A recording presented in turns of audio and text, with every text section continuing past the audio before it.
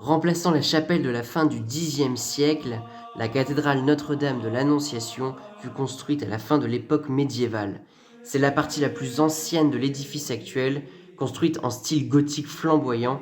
Sa première pierre fut posée en 1468 par Agnès de Bourgogne.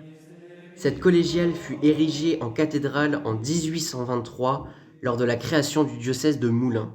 La cathédrale est surtout célèbre pour son triptyque de la Vierge en gloire, chef-d'œuvre réalisé autour de l'an 1500 par un artiste longtemps non identifié, le maître de Moulins, aujourd'hui reconnu comme le peintre d'origine néerlandaise Jean Hey.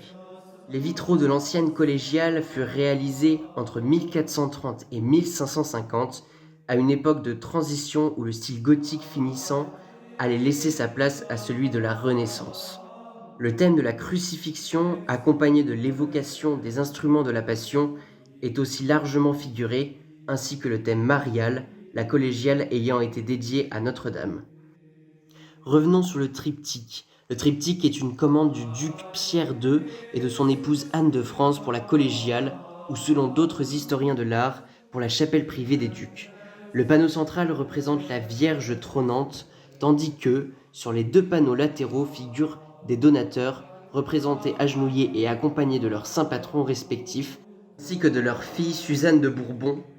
Sur sa face externe, le triptyque est orné d'une annonciation traitée en grisaille.